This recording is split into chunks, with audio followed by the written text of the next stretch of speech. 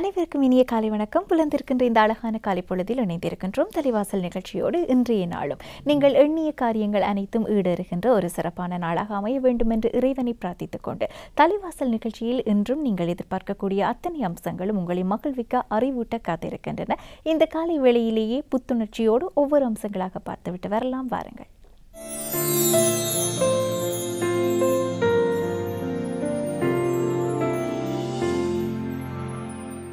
அடுத்த அம்சம் யாவரும் கேளீர். யாவரும் கேளீரில் இன்று நாங்கள் எதை பற்றி பேசப் போகின்றோம் என்றால், எண்ணம் என்பது எங்களுக்குள் மிக முக்கியமாக இருக்கின்றது. எண்ணம் என்பதை நாங்கள் எப்படி வளர்த்து கொள்ளப் போகின்றோம், எங்களுக்குள் அதை நேர்மறையான எண்ணங்கள் எங்கள் வாழ்க்கையை எப்படி வளமாக்கப் போகின்றது என்பது மிக முக்கியம். இன்றைய காலகட்டத்தில் ஒரு அவசரமான வாழ்க்கை சூழலில் எங்களை நாங்களே எவ்வளவு தூரம் ஆய்ந்து அறிகின்றோம் என்பது மிக முக்கியமான விடயம். அந்த ஆய்ந்தறிவதற்கு எண்ணம் என்பது எவ்வளவு தூரம் தேவையாக இருக்கின்றது. இன்றைய தினம் யாவரும் கேளீர் பேசப் போகின்ற விடயமும் அதுவாகத்தான் இருக்கும். நிகழ்ச்சியை பார்க்கலாம்.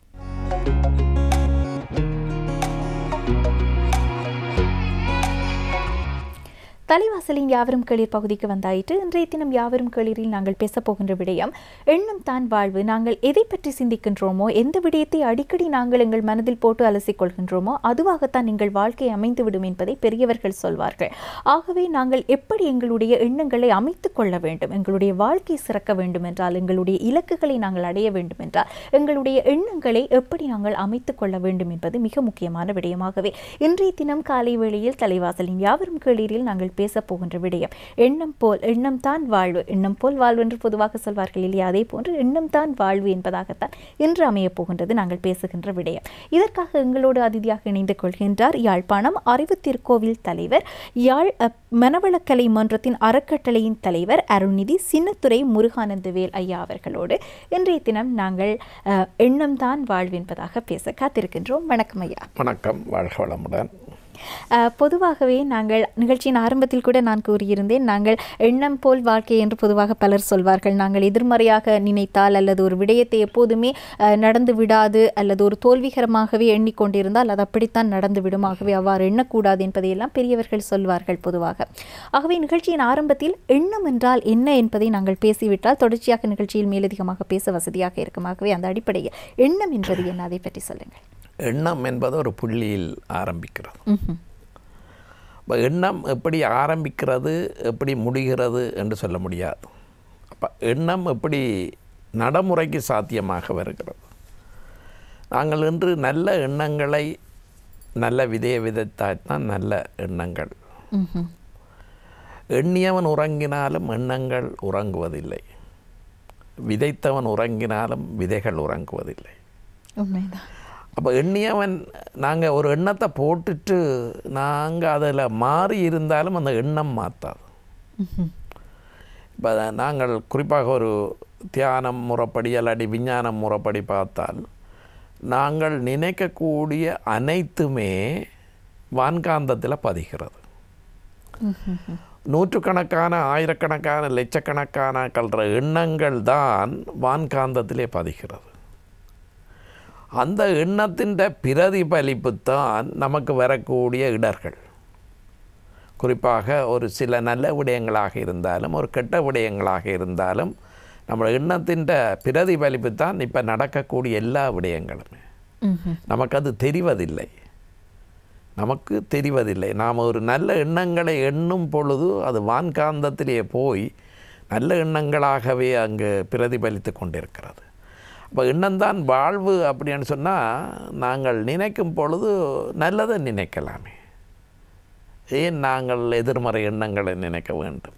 இப்போ ஒரு விஷயம் நீ கவனமாக இரு அப்படின்னு சொன்னால் நீங்கள் என்ன நினைக்கிறீங்க? அது சொல்லுகின்ற துணியில் இருக்கின்றது இல்லையா? ஆமாம். அப்போ அதுதான் நீ கவனமாக இருன்னு சொல்லிக்க ஐயா ஒரு பெரிய மனுஷன் கவனமாக இருக்க சொல்கிறார். இவராறு கவனமாக இருக்கிறது சொல்கிறோம். அப்போ அந்த தொனி ரீதியலாகவும் இந்த பிரச்சனை இருக்குது. எண்ணம் எப்பொழுதும் எண்ணம் குட்டி போடும்னு சொல்வார்கள். எண்ணங்கள் குட்டி போடும்.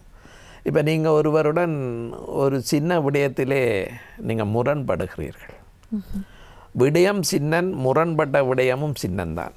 ஆனால் அவற்றை வரலாறு பூராக நீங்கள் அந்தந்த காலத்தில் அவர் அப்படி செய்தார், இப்படி செய்தார், அவருக்கு இப்படி செய்தார் என்று சொல்லி அதான் குட்டி போடுறது. இப்போ நல்ல எண்ணம் குட்டி போட்டால் நல்லதுங்க, நல்லது. கெட்ட எண்ணம் குட்டி போட்டால் நாம் நிம்மதியாக இருக்கல. இப்போ எண்ணம்தான் வாழ்வு அப்படின்னு சொல்லிக்க நாம் நல்ல பாசிட்டிவ் தாட், நேர்மறை எண்ணத்தோட நிறை எண்ணங்கள். அப்போ அந்த எண்ணங்களை நாங்கள் நினைக்கிறதுக்கு ஏன் கஷ்டப்பட வேணும்? அது எப்படி வரும் அந்த கதை, எப்படி எண்ணம் எப்படி நல்லதாக வரும். அப்போ நல்லதாக வரும் அப்படின்னு சொல்லியக்குள்ள நம்ம மன அலைச்சூழலை தான் திரும்பவும் நாங்கள் கொண்டு வரணும். இப்போ நாங்கள் அமைதி நிலையில் ஒரு கேள்வி, நீங்கள் நெத்திரையில் இருந்து எழும்புவது நீங்களாகவா இல்லாட்டி நீங்கள் ஏற்பாடு செய்யப்பட்டதா இல்லாட்டி எல்லாம் வச்சு நீங்கள் எழும்புறீங்களா? உங்கள்கிட்ட கேள்வி வைக்கிறேன்னு நீங்கள் யோசிக்காதீங்க. அதாவது நாங்கள் நெத்திரைக்கு போகிறோம், காலையில் எல்லாம் வச்சு எழும்புறோமா அல்லாட்டி எழும்ப வேணுமென்ற ஒரு முயற்சி எடுத்து எழும்புறோமா தானாக எழும்புறோமா? எது சொல்லுங்க பாப்பா. என்னை கேட்டால் எல்லாம். அந்த எழும்புறது என்பது தானாக நடக்கிறது, இயல்பூக்கம், இயல்பாகவே நடக்கக்கூடியது தான் இயல்பூக்கம். அப்போ நாங்கள் தானாக நடக்குவது எப்படி என்று சொன்னால் நம்மளோட எண்ணத்தின் வலிமை தான். குறிப்பாக நாங்கள் பரீட்சைக்கு போகிறவர்களுக்கு நாங்கள் அடிக்கடி சொல்லக்கூடிய ஒரு விடயம்தான், இப்போ நாங்கள் ஒரு பாடசாலைக்கு பரீட்சைக்கு படிக்கிற காலத்தில் நாம் ரிலாக்ஸாக இருந்து மன அலைச்சூழல் வேகம் குறைந்த நிலையில் பீட்டா வேவ் இல்லாட்டி அல்பா வேவில் இருந்து நாங்கள் பாடம் செய்வோம், மனனம் செய்வோம், பாடம் செய்வோம்.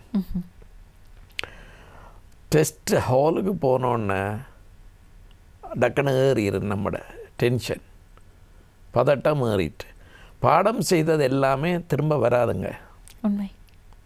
அப்போ என்ன செய்ய வேணும்? நாங்கள் என்ன பாடம் செய்த எந்த மன அலைச்சூழல் வேகத்தில் இருந்தோமோ, நீளத்தில் இருந்தோமோ, பீட்டா வேவில் இருந்தமாச்சு பீட்டா வேவுக்கு கொண்டு வரணும், அமைதியை கொண்டு வரணும். நீங்கள் கொண்டு வருவீர்களாக இருந்தால் நீங்கள் படித்த பாடமும் மனனம் செய்ததும் நிச்சயமாக வரும். இது நிச்சயமாக வரும். அப்போ இதுக்கும் எண்ணம் தான் காரணம். அப்போ எண்ண அலைச்சுழல்களை நாம் ரொம்ப கவனமாக பாவிக்கணும். வாழ்க்கையில் நாங்கள் வணக்கம் சொல்லிக்க, வாழ்த்து சொல்லிக்கல, நம்மளோட சுத்தமான, அதாவது ஒரு மனதில் ஒரு இதுவும் இல்லாமல் நினைச்சு நாங்கள் சொல்வோமா இருந்தால், இப்போ தியானம் செய்யும் பொழுது எண்ணம் பெருமான்ற ஒரு கேள்வி கேட்கலாம். எண்ணங்கள் நிறைய வரும். தியானம் செய்ய செய்ய எண்ணங்கள் படிப்படியாக குறையும். அதுதான் உண்மை.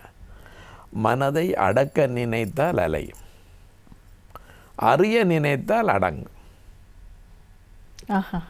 மனதை அடக்க நினைச்சேங்காச்சும் அலைய தொடங்கிவிடும். மனம் என்ன செய்யும்னு அறியும். ஒருவர், ஒரு குரு போய் தியானம் பண்ணுறாரு கடற்கரையில், ஒரு பெண் அதில் போகிறா, தண்ணி எடுத்துகிட்டு போகிறா. அப்போ கண்ணை கட்டினார்.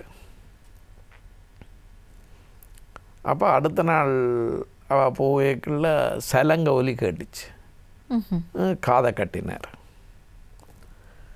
3வது முறை போச்சுது, அந்த மல்லிகை பூ வாசம் அடிச்சுது, மூக்கையும் கட்டிட்டார். சரி, இனி ஒரு பிரச்சனையும் இல்லைன்ட்டு தியானம் பண்ணிட்டு இருந்தார். அந்த நேரம் வரைக்கும் அந்த எண்ணம் வருது, இந்த நேரம் அவங்க வருவாங்களே, எண்ணத்துக்கு எவ்வளவு வலிமை இருக்கிறது.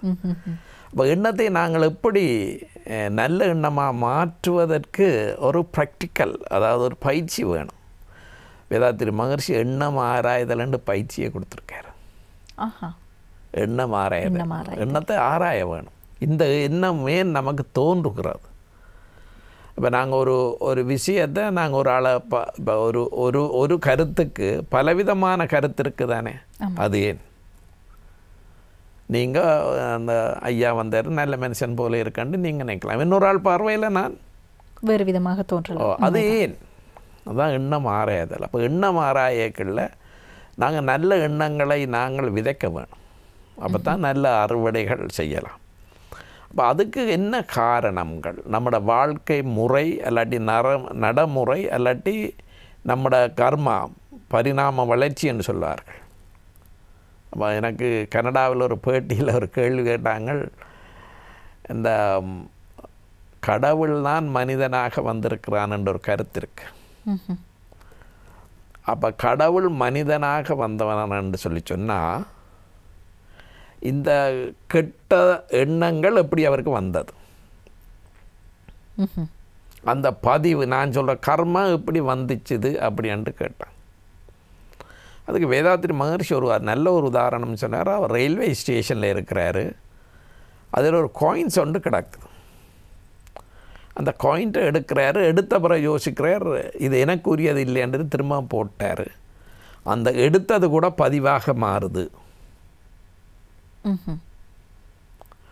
அப்போ இதை நான் அந்த ரேடியோவில் கேள்வி கேட்கும் பொழுது சொல்லிக்கல, அவங்க திருப்பி எனக்கு ஒரு கேள்வி கேட்டாங்க, அவருக்கு ஏன் அந்த ஆசை வந்தது? அப்போ நான் ரேடியோவில் பேசிக்கிட்டு இருக்கிறபடியே நான் பதில் சொல்லணும். நான் சொன்னேன், நீங்கள் அம்மா நீங்கள் வீட்டை போய் அங்கே நீங்கள் சினம் இருக்கிறீங்க, பாயுறீங்க, குதிக்கிறீங்க, அதெல்லாம் எப்படின்னு கேட்டேன். அதுக்கு பிறகு அவர்களுக்கு ஜோதிச்சார்கள், இதெல்லாம் எப்படி வந்துச்சு, இதுதான் பதிவு. அப்போ நாம் விலங்கினத்தில் இருந்து மனிதன் தோன்றினான்ருக்கு. அப்போ விலங்கு பதிவுகள் நம்மள்கிட்ட இருக்கு. நாம் ஒரு நிழலுக்காக வேண்டிய ஒரு மரத்துக்கு கீழே உட்கார்ந்தமாக இருந்தால் கொஞ்ச நேரத்தில் அந்த கிளைகளை பிடிக்க பார்ப்போம், அதில் பிச்சறிவோம், பிறகு அதில் இருந்து ஒரு ஆட்டம் ஆடுவோம். இதெல்லாம் இப்படி எதுகின்ற விளையாட்டு, குரங்கிட விளையாட்டு. சொல்ல தயங்கினேன், நினைத்தேன், சொல்ல தயக்கமாக இருந்தது. அப்போ நாங்கள் அந்த பரிணாம வளர்ச்சியில் அந்த பதிவுகள் நம்மளுக்கு இருக்கு. விலங்கின பதிவு இருக்கிறது, அந்த விலங்கின பதிவுகளை மாற்றணும். அப்போ இன்றைக்கி நாங்கள் வீட்டில் கோபம் வந்தால் என்ன வார்த்தைகளை நாங்கள் பயன்படுத்துகிறோம்னு நீங்கள் நல்லா சிந்திக்கலாம். வீட்டில் பிள்ளைகளை பார்த்து வளர்க்குற நாய்க்கு அழகான பேர் வச்சிருக்கிறார்கள், லைக்கா, டியூட்டி, அதெல்லாம் வச்சுருக்குறாங்க. பிள்ளைக்கு என்ன பேர் சொல்கிறாங்க தெரியுமா? கோபம் வந்துட்டால் என்ற பேர பிள்ளைகளை என்ற பிள்ளைகள் பேசுவார்கள். அது ஏன்? அது நாங்கள் வந்த பதிவு, கர்மா, நாங்கள் பரம்பரையாக ஜெனட்டிக். அப்போ அந்த எண்ணங்கள் ஜெனட்டிக் எண்ணங்கள். இப்போ கிட்டத்தட்ட நம்ம மூதாதையர் நான் ஒரு பேச்சாளராக வர வேணும், தான் ஒரு பேச்சாளராக வர வேணுமென்று யோசித்தது சில நேரம் பேரன் பேச்சாளராக வரலாம். அப்போ நாங்கள் இன்றைக்கி எண்ணங்களை வளப்படுத்தி வைக்க வைக்க வைக்க வைக்க நம்ம சமுதாயம், சமூகம் மாற்றமடைய. நிச்சயமாக நான் மாறினால் சமூகம் மாறுமான்னு நினைக்கக்கூடாது. நாங்கள் மாறினால் சமூகம் நல்லா வரும், நல்லா வரும், அதில் மாற்று கருத்தே கிடையாது. இப்போ எண்ணம்தான் வாழ்வு, வாழ்க்கையை வளமாக்கக்கூடியது எண்ணம்.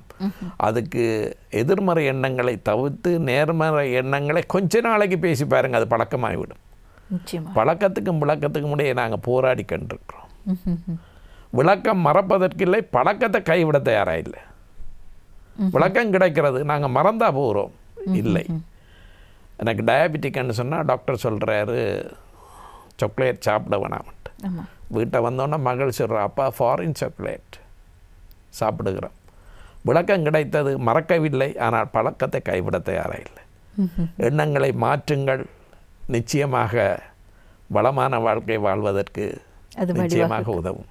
நிச்சயமாக எண்ணம் தான் வாழ்வு. அது எப்படி எங்களுடைய எண்ணத்தின் மூலமாக எங்கள் வாழ்க்கையை நாங்கள் முறையாக கட்டியமைப்பது என்பது பற்றியெல்லாம் இன்றைய நிகழ்ச்சியில் நாங்கள் பேசிக்கொண்டிருக்கின்றோம்.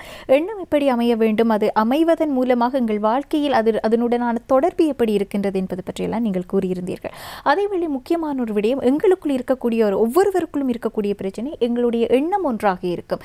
சமூகம் விதித்து வைத்திருக்கின்ற அல்லது சமூகத்திற்காக பயந்து, மற்றவர்களுடைய கருத்திற்காக பயந்து நாங்கள் செய்கின்ற செயல் என்பது வேறு விதமாக இருக்கக்கூடும் சில வேளை.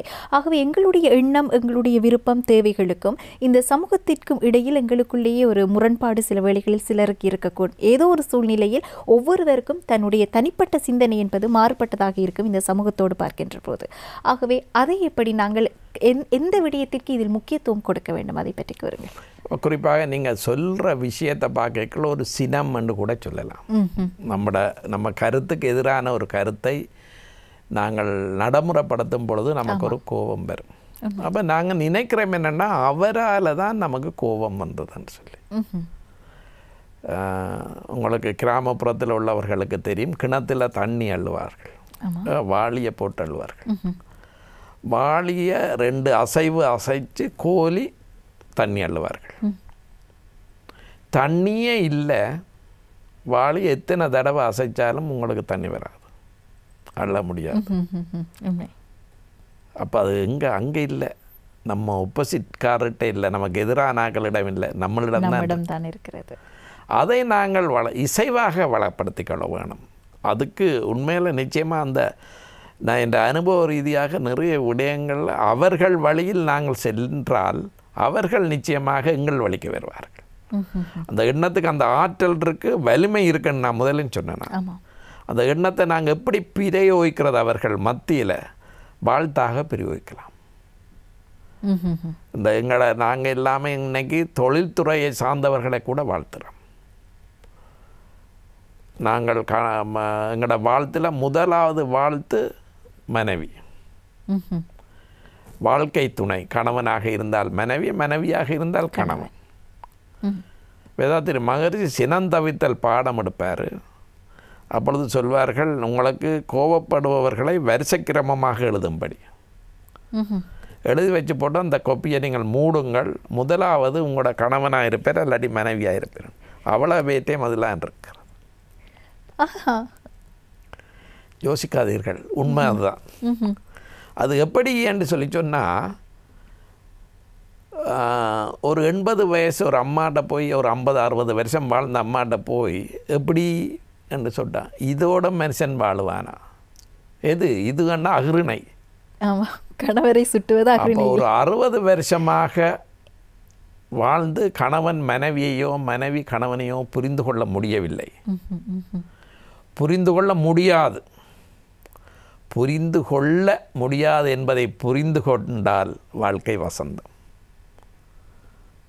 புரியுதா? அப்போ இளம் சந்ததியர்களுக்கு நான் சொல்லக்கூடியது, 2 கர்மாவில் 2 ஜெனட்டிக்லேருந்து வருவார்கள். ஒரு கணவன் ஒரு ஜெனட்டிக் பாதையில் வந்திருப்பார், மனைவி ஒரு ஜெனட்டிக் பாதை.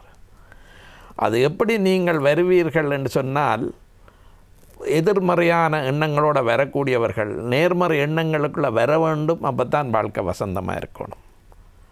நான் அண்மையில் கூட பேசும் பொழுது சொன்னேன், அது நிச்சயமாக கல்யாணம் கட்ட போகிறவர்களுக்கு, கல்யாணம் கட்டியவர்களுக்கும் உதவியாக இருக்கும். மனைவி நல வேட்பு நாள் என்று ஒன்று எங்கட மகரிஷியில் நடைபெறும். அதில் நான் பேசக்க நிறைவில் பேசுவேன். என்னை பெற்றதாயை வணங்குகிறேன், என் பிள்ளைகளை பெற்றதாயை வணங்குகிறேன். மனைவி வணங்கப்பட வேண்டியவள். அப்போ நாங்கள் என்ன, நம்ம கையில் தான் எல்லாமே இருக்குது. இந்த சினம் இப்போ மனவளக்கலைக்கு முன்பு மனவளக்கலைக்கு பின்பு என்று கூட சொல்லலாம். என்ன பிள்ளைகள் சில நேரம் சொல்லுவாங்க, அம்மாவை அப்பா பேசுகிறார், அப்பா சரியாக தான் பேசுகிறார், ஆனால் அம்மாவை பேசுகிறார் அப்படின்னு சொன்னாங்க. மனவளக்கலைக்கு முன்பு. இப்போ குடும்பம் ஒரு பல்கலைக்கழகம்னு சொல்கிறாங்க, எங்கள் அப்பா அம்மா அப்படி வாழ்கிறார்கள்னு சொல்லி.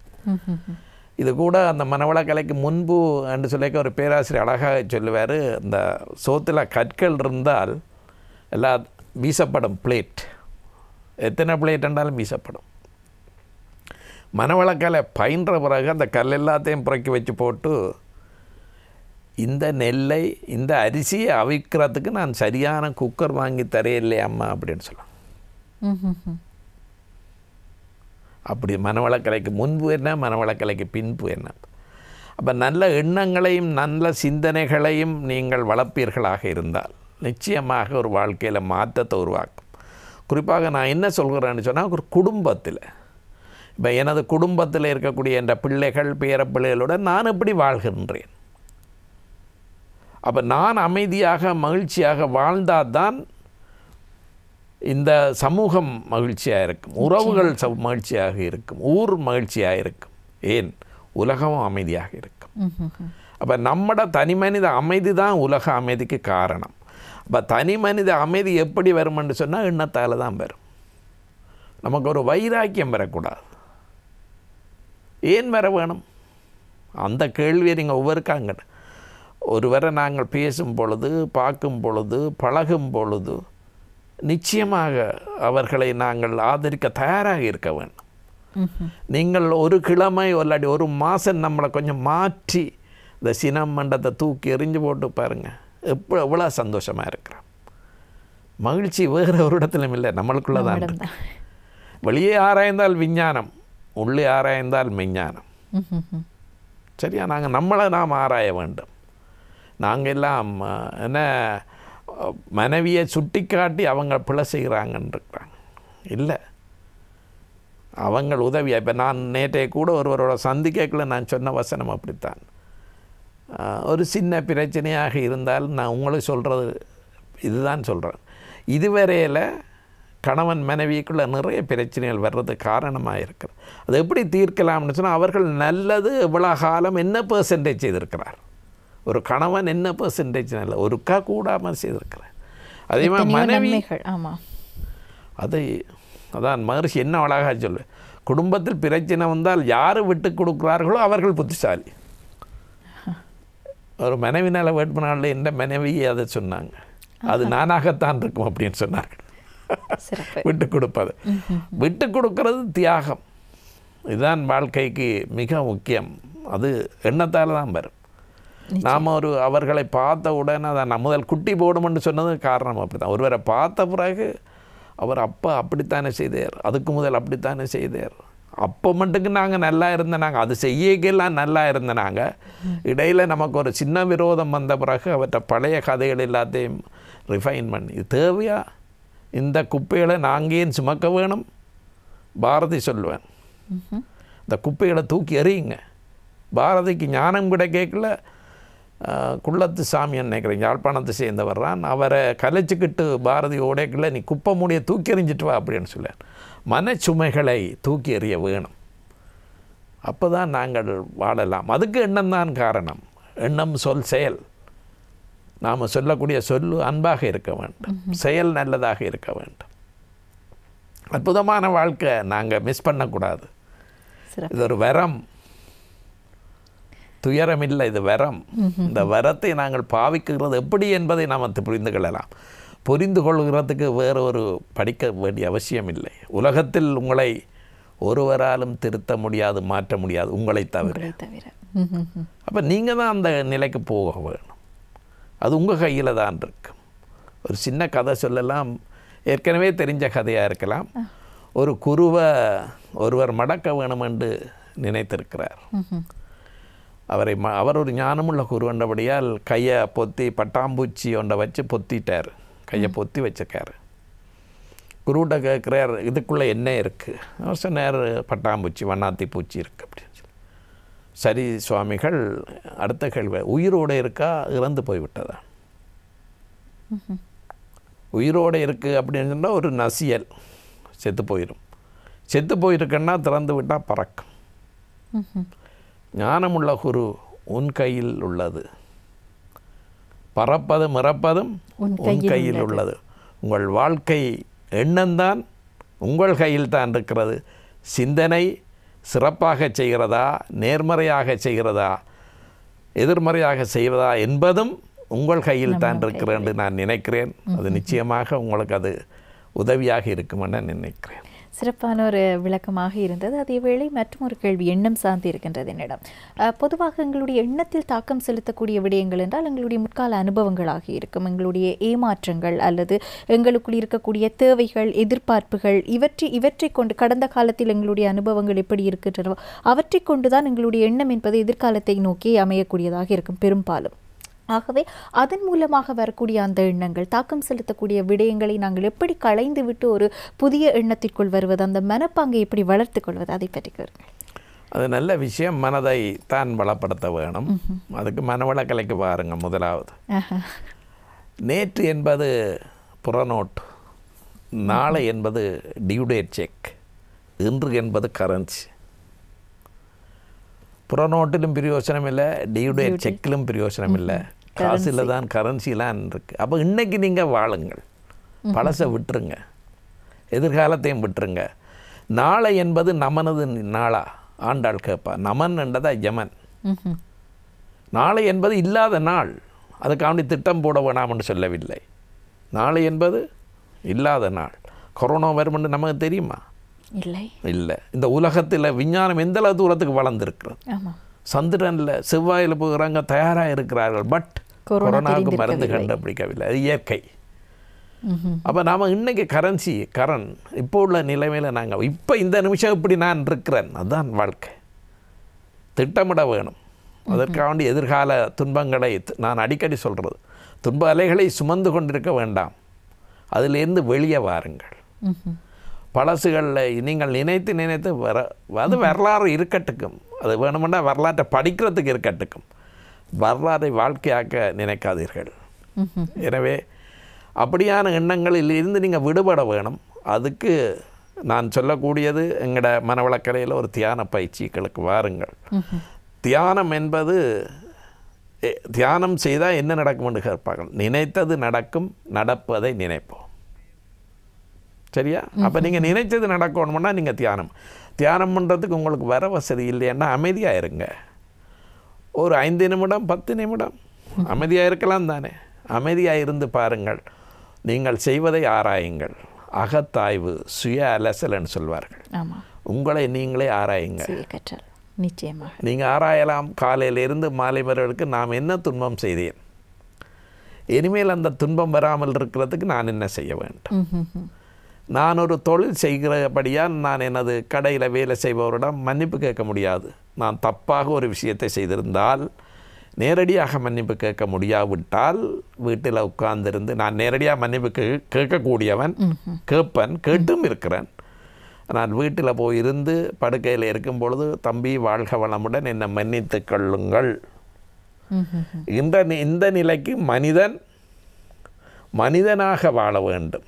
நாங்கள் மனிதனாக வாழ்கிறோமான்றது நிறைய கேள்விகள் இருக்கு. மனிதனாக வாழ வேண்டும். அந்த நிலையில் உயர்ந்து புனிதனாக வேண்டும். அந்த நிலையில் உயர்ந்தால் தெய்வம், மனிதனும் தெய்வமாகலாம். எண்ணத்தின் வாயிலாக, எண்ணத்தின் சிந்தனை ஓட்டத்தின் வாயிலாக நிச்சயமாக நாங்கள் உயர்ந்து தெய்வ நிலைக்கு உயரலாம். தெய்வம் வேறு, மனிதன் வேறு இல்லை. தெய்வத்தை நீங்கள் பார்த்திருக்கிறீர்களா? இல்லை. மனிதனாக பார்க்கலாம். மனிதனும் தெய்வமாகலாம். அப்போ தெய்வ அம்சம் எப்படி இருக்க வேணும்னு சொன்னால், கடலில் நீர் இருக்கிறது, அதை நாங்கள் வாளியில் எடுத்து கொண்டு வரலாம். அந்த வாளியில் கப்பல் விடலாமா? அதுவும் கடல் நீர் தான், விடலாது. பேப்பர் கப்பல் வேண்டாம், விடலாம். கடலில் கப்பல் விடலாம். நீங்கள் கப்பல் விட முடியாதுன்ற தண்ணீரை மீண்டும் சேர்த்தால் கப்பல் விடலாம். எல்லை கட்டி இருக்கும் வரைக்கும் நாங்கள் மனிதர்கள். எல்லை இல்லாமல் பறந்து விரிந்திருந்தால் நாமும் தெய்வமே. தெய்வ அம்சம் உங்களுடன் இருக்க வேண்டுமாக இருந்தால் என்ன செய்ய வேண்டும்? நம்மை நாம் ஆள வேண்டும். நமது மனதை ஆள வேண்டும். நமது எண்ணத்தை ஆள வேண்டும். நம்ம சொற்களை ஆள வேண்டும். நம்ம செயல்களை ஆராய வேண்டும், ஆள வேண்டும். நம்மட கையில் இருக்க வேண்டும். அதற்காக வேண்டிய அதிகாரம் இல்லை. ஆள்வது வேறு, அதிகாரம் வேறு. அமைதி வேறு, அதிகாரம் வேறு. அமைதியாக வாழ பழகுங்கள். வாழ்க்கை நிச்சயமாக அமைதியான சூழ்நிலை நிச்சயமாக வாழ வேண்டும் என்ற நிலைக்கு உயரலாம். சிறப்பு ஐயா, சிறப்பான ஒரு கலந்துரையாடலாக இருந்தது. இந்த காலை வேளையில் பொதுவாக எங்களுக்குள் இருக்கக்கூடிய ஒரு தொய்வான மனநிலை என்று சொல்லலாம், அல்லது எதிர்காலம் பற்றி நாங்கள் சிந்திக்கக்கூடிய ஒரு அச்சமான மனநிலை என்று சொல்லலாம். ஆனால் அனைத்துக்கும் முற்றுப்புள்ளி வைப்பது போன்று இருந்தது இந்த கலந்துரையாடல். ஆகவே இப்படியான ஒரு யதார்த்தபூர்வமாக அல்லது மிகவும் நுட்பமான ஒரு கலந்துரையாடல், இந்த வார்த்தையை நான் பெரிய அளவில் யாருக்கும் எந்த கலந்துரையாடலிலும் பயன்படுத்தியதிலே, ஒரு நுட்பமான கலந்துரையாடல் என்று தான் சொல்ல வேண்டும். ஆகவே இப்படிப்பட்ட ஒரு கலந்துரையாடலில் எங்களோடு இணைந்து கொண்ட உங்களுக்கு நிகழ்ச்சி குழுமம் சார்பாக நாங்கள் நன்றிகளை தெரிவித்தாக வேண்டும். நன்றி ஐயா. நன்றி. வாழ்க வளமுடன் அனைவருக்கும்.